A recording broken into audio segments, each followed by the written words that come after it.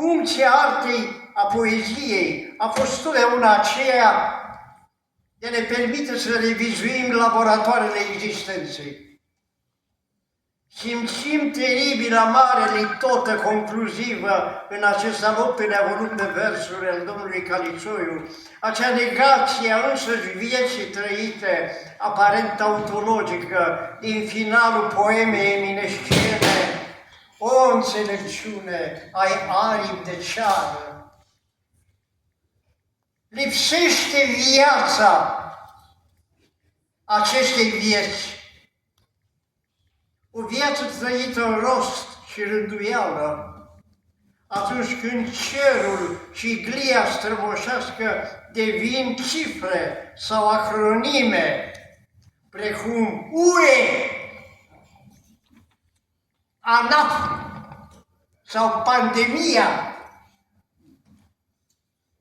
perpetue răniri ale celor înscriși cu sânge pe blazonul sorții din satul natal,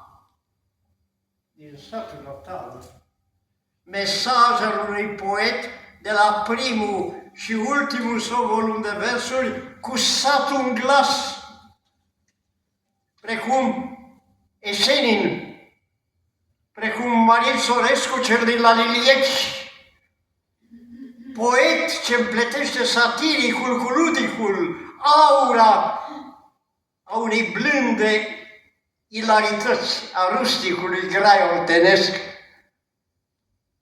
iar această haină pentru sufletul meu a poetului, așa cum o numește el, se împodobește uneori diamantin cu îndrăznări suav metaforice ale poeziei moderne, mai cu seamă în poezia de dragoste.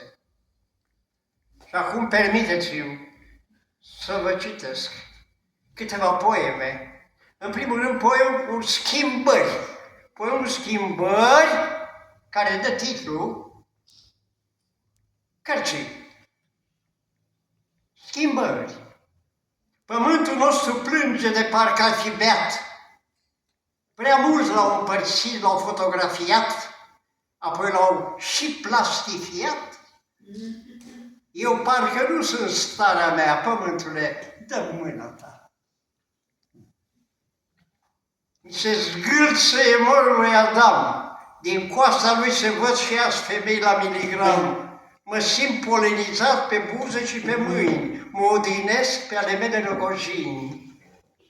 Privesc acum și universul, care ne schimbă gândul, mersul, dar și vers.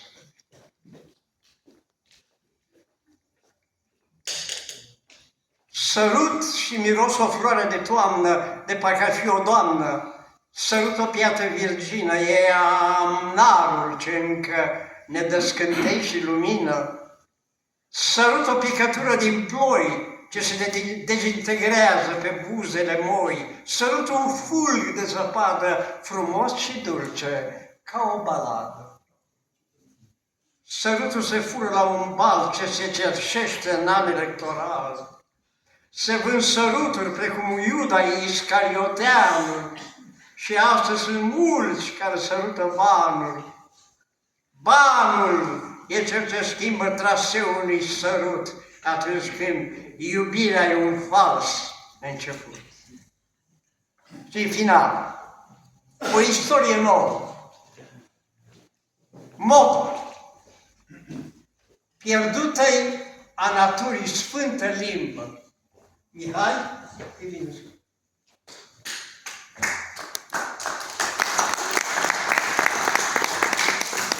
Decât să ascult șacali în Parlament, mai bine ascult bătăi de clopot într-o turnă. Cuvintele nu se mai cer prin sită. Mă resemnez privind frumoasa iarbă înverzită. A dispărut simpla vorbire sfântă, dar niciodată privighetoarea care intră. M-am săturat și de platforme învechite. Nu poți să faci un salt, că vine altul și te înghite. Trupurile literelor au devenit decapitate, râd de noi și diplomele plagiate, culorile timpurilor sunt amestecate de șefii ce se peridă prin palate. Trompetele se schimbă, muștiucul se lăfăie în plăcere, ascultătorii se zbat în zone austere. Poate credința oarbă ne va izbi precum un val. Istoria iar va veni spre noi călare, pe un cap. Și acum, dați-mi voie să închei această prezentare a poeziei domnului Nicolae Calițoi. Apropo, Calițoi vine de la grecescul Calița. Calița, care înseamnă drumea, drum, cal, în grecește. Calițoiul, vă dați seama ce cale e asta?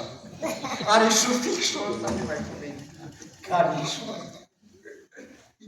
E ceva aici, cineva, și ceva și cineva. Și acum ascultați. Dilema pătratului. Capetele luminate nu au fost niciodată pătrate. Nici carul n-a avut vreodată o roată pătrată. Prostia se poate ridica la pătrat atunci când prostul e deja împărat. Unii încearcă să facă și cercul pătrat. De nu mai știu cine-i femeie, cine-i bărbat. Dar și mai dilematic, mai absurd e pătratul din capul mesei rotunde. Mulțumesc!